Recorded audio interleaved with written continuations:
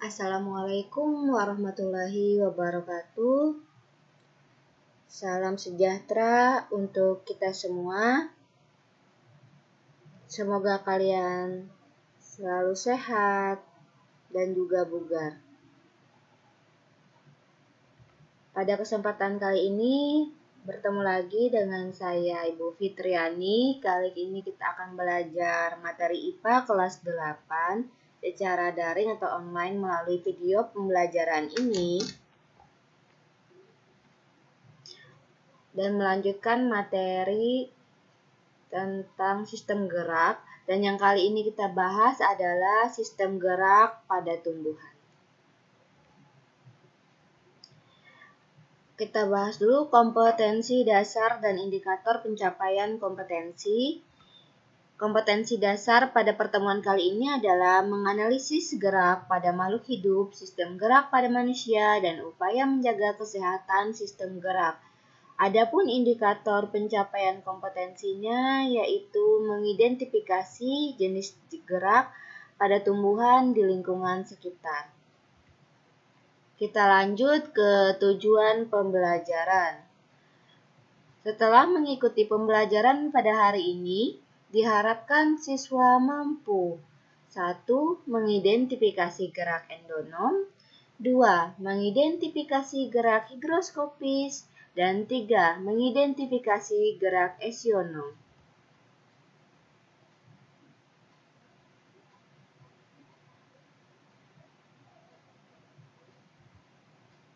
Jadi, gerak pada tumbuhan itu dipengaruhi oleh rangsang. Berdasarkan asal rangsangnya, gerak pada tumbuhan dikelompokkan menjadi 3 kelompok, yaitu yang pertama ada gerak autonom atau gerak endonom, kemudian ada gerak higroskopis, dan terakhir ada gerak esionom. Mari kita langsung membahas ke gerak tumbuhan yang pertama, yaitu gerak autonom atau endonom.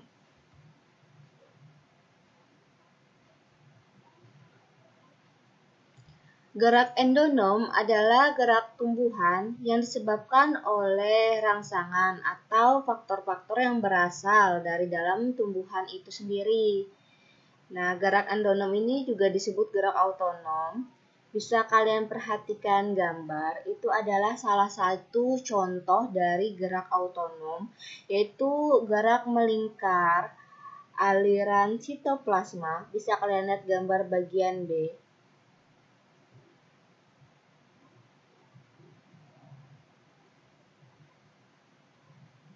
Gambar bagian B adalah gambar yang diambil melalui mikroskop, di mana bisa dilihat gerak melingkar aliran sitoplasma dalam sel, yang sering juga disebut siklosis dari sel daun sel.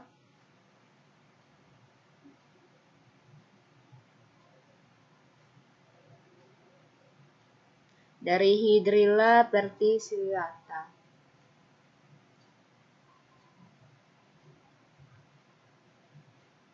Kita lanjut ke gerak higroskopis.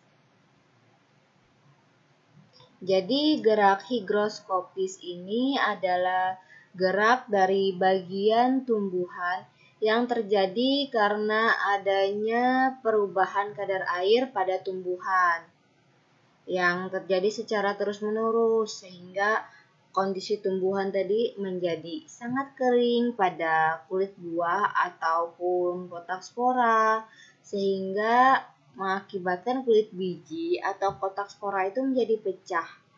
Untuk contoh bisa kalian lihat pada gambar. Misalnya pecahnya kulit buah polong-polongan, seperti lamtoro, kembang merah, kacang buncis, juga kacang kedelai. Seperti gambar bagian A, kalian lihat di situ pecahnya kulit buah kacang kedelai, yang disebabkan berkurangnya air pada kulit buah, sehingga kulit buah itu menjadi kering, retak, dan akhirnya pecah, sehingga bijinya itu bisa keluar.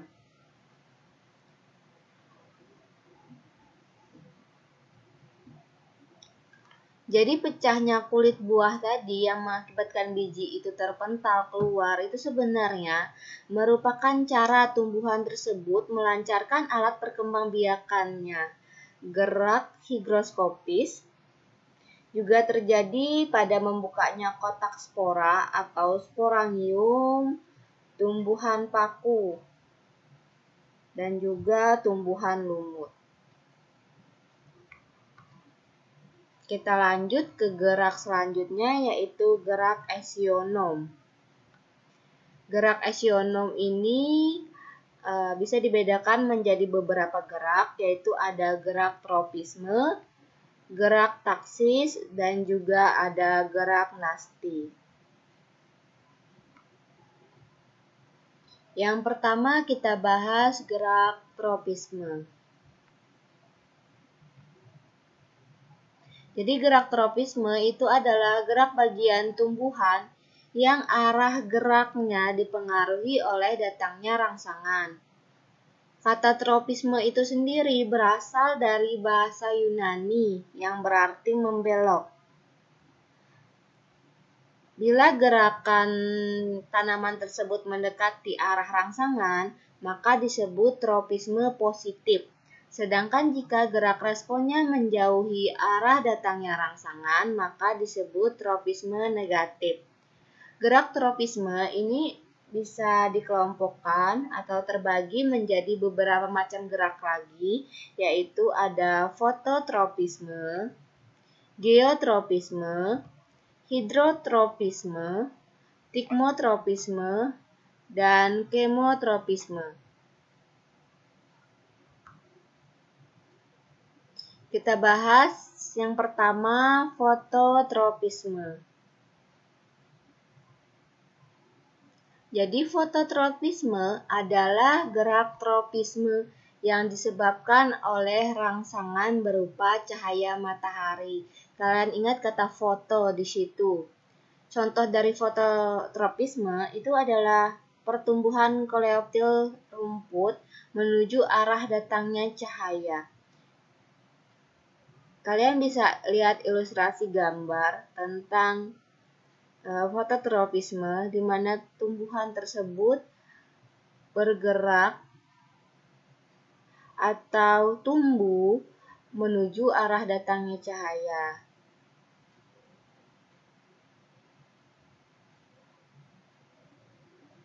Jadi fototropisme ini berkaitan erat dengan zat yang terdapat pada ujung tumbuhan yang disebut dengan auksin. Jadi auksin ini biasanya terdapat di ujung. Salah satu contoh letak auksin itu ada di ujung batang.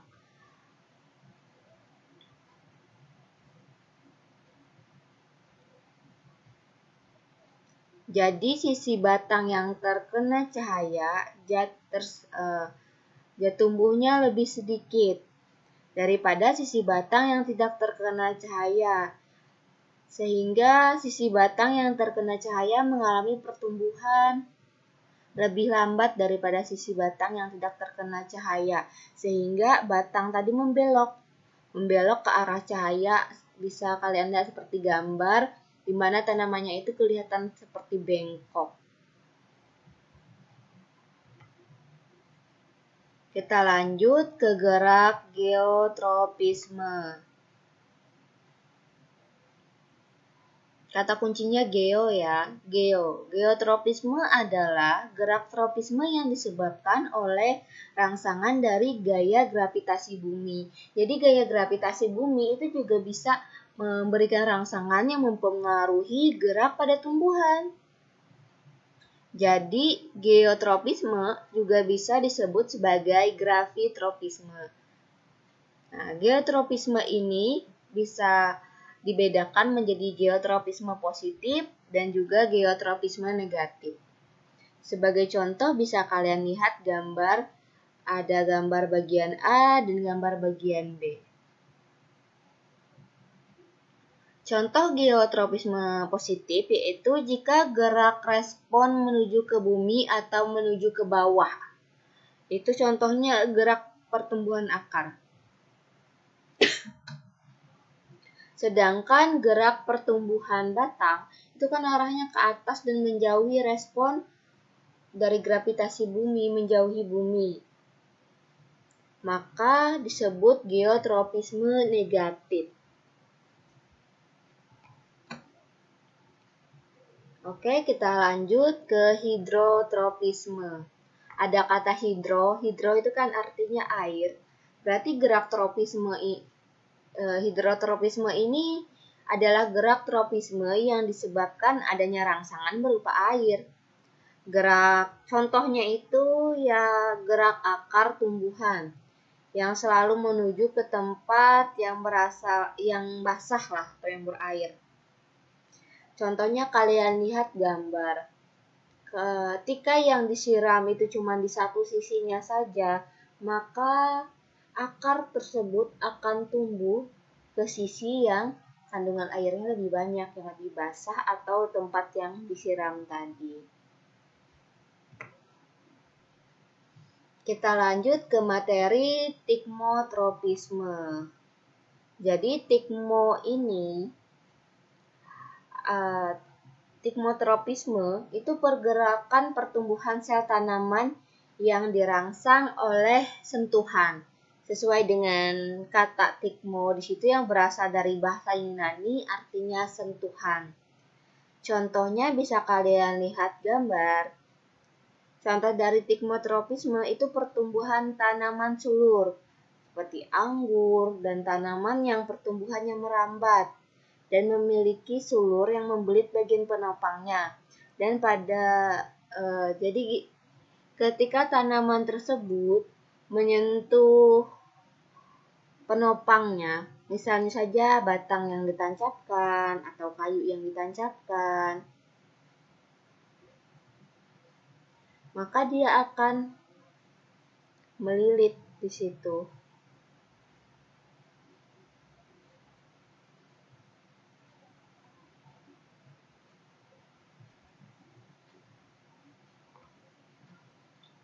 Kita lanjut ke kemotropisme.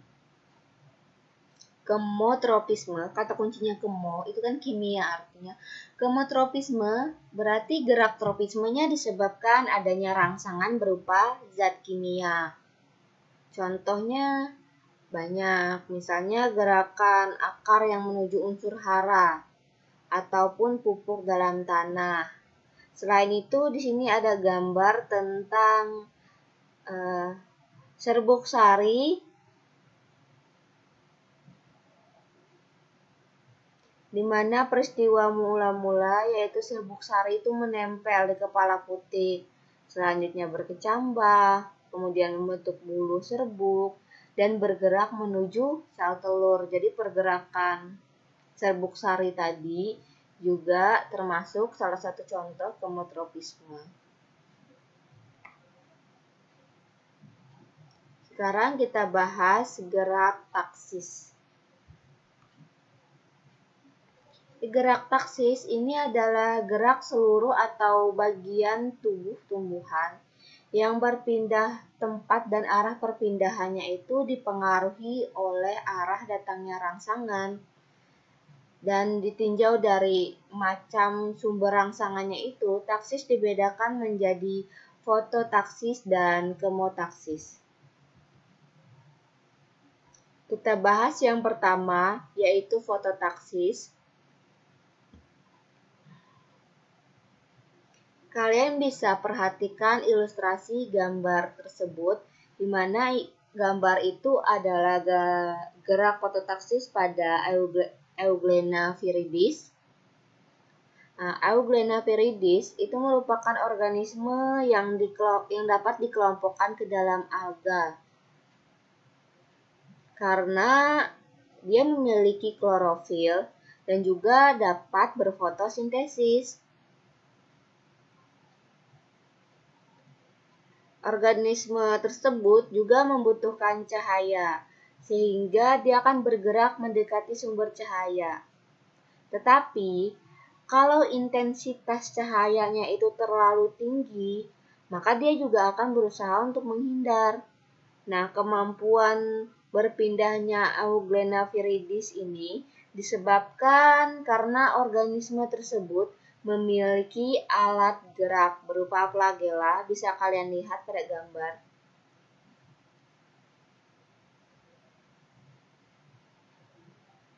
Dan juga dia memiliki reseptor cahaya.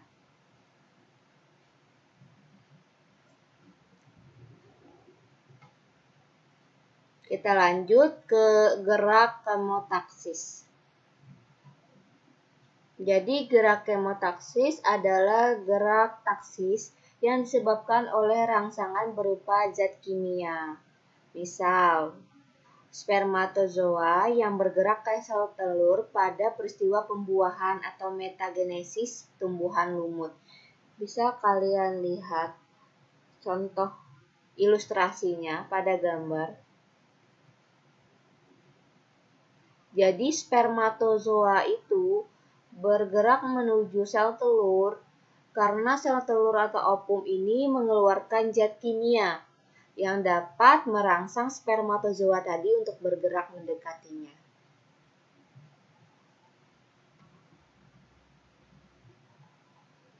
Kita lanjut ke gerak nasti.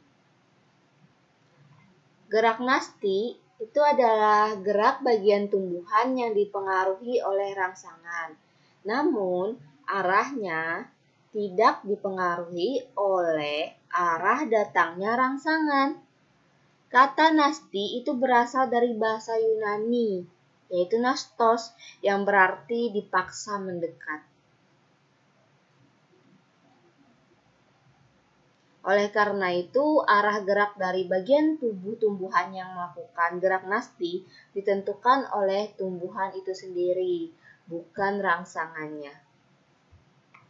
Gerak nasti itu bisa dibedakan atau dikelompokkan menjadi fotonasti, seismonasti atau tikmonasti, niktinasti, termonasti, hidronasti, dan juga nasti kompleks. Kita bahas gerak nasti yang pertama, yaitu fotonasti. Kalian ingat ada kata foto di situ, berarti gerak nasti. Fotonasti berarti gerak nastinya adalah gerak tumbuhan yang disebabkan oleh rangsangan cahaya matahari. Contohnya bisa kalian lihat pada gambar. Misalnya ada bunga pukul 9 ataupun bunga pukul 4 yang mekarnya itu berbeda-beda. Kalau bunga pukul 9 itu biasanya mekar sekitar pukul 9. Dan mekarnya bunga ini disebabkan oleh rangsangan cahaya matahari tadi. Sedangkan bunga pukul 4 itu akan mekar pada sore hari. Kita lanjut ke gerak nasti yang selanjutnya, yaitu seismonasti atau disebut juga tikmonasti. Mungkin waktu kecil kalian pernah iseng mainan daun putri malu, kalian pegang atau kalian sentuh, tiba-tiba dia menutup seperti malu begitu ya. Sebenarnya itu adalah salah satu contoh dari gerak tikmonasti, di mana gerak tikmonasti atau seismonasti ini adalah gerak nasti yang disebabkan oleh rangsangan mekanis berupa sentuhan atau tekanan. Jadi karena kalian menyentuh daun putri malu tadi, kalian berikan gangguan di situ, maka dia akan bergerak, biasanya menguncup. Ilustrasinya bisa kalian lihat pada gambar. Di situ contohnya ketika kalian memegang daun putri malu, daunnya itu kan akan menguncup dan kemudian menyirip hingga sampai tangkainya itu pun akan merunduk. Dan perlu waktu untuk tumbuhan putri malu tersebut untuk kembali ke bentuk semula daunnya. Kita lanjut lagi ke gerak nasti selanjutnya, yaitu gerak niktinasti. Jadi niktinasti ini adalah gerak nasti yang disebabkan oleh suasana gelap. Dan istilah niktinasti itu juga berasal dari bahasa Yunani, Nux yang berarti malam. Umumnya ini contohnya ya, daun-daun tumbuhan polong-polongan itu akan menutup pada malam hari. Dan kemudian akan membuka lagi kembali pada pagi hari. Bisa kalian lihat gambar. Di situ gambar daunnya membuka, kemudian ketika malam daunnya menutup.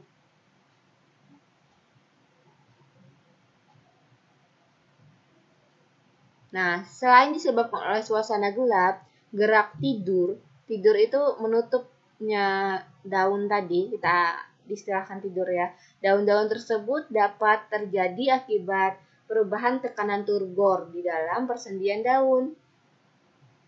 Oke, kita lanjut ke gerak nasti selanjutnya, yaitu termonasti. Kalian ingat kata termo pasti ada hubungannya dengan panas atau suhu.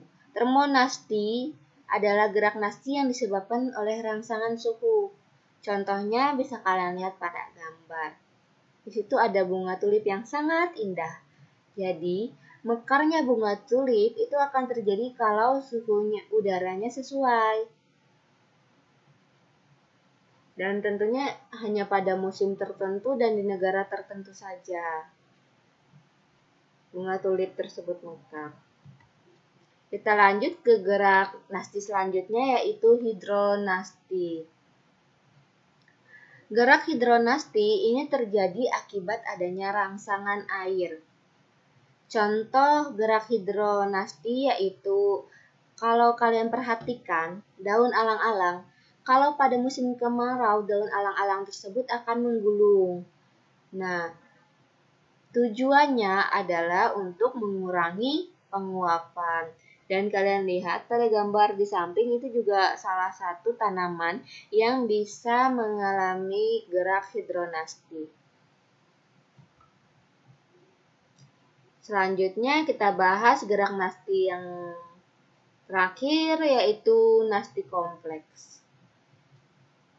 Nasti kompleks, kata-katanya kompleks berarti gerak nastinya itu disebabkan oleh beberapa faktor sekaligus. Jadi rangsangannya itu bukan cuma satu, berarti bisa beberapa rangsangan. Kalian lihat seperti gambar ilustrasi tersebut, rangsangan yang diterima itu bisa berupa cahaya matahari, suhu, air, dan juga zat kimia. Contohnya yaitu gerakan membuka dan menutup pada stomata. Kalian lihat sebelah kiri itu merupakan stomata yang sedang membuka, sedangkan sebelah kanannya ada stomata yang menutup.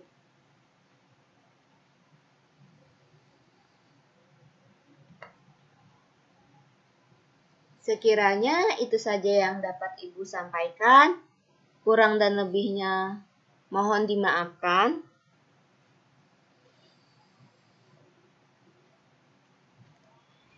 Semoga kalian selalu sehat, tetap jaga diri, jaga kesehatan, ikuti protokol kesehatan yang ada, dan semoga video pembelajaran ini bermanfaat. Ibu akhiri dengan ucapan wassalamualaikum warahmatullahi wabarakatuh.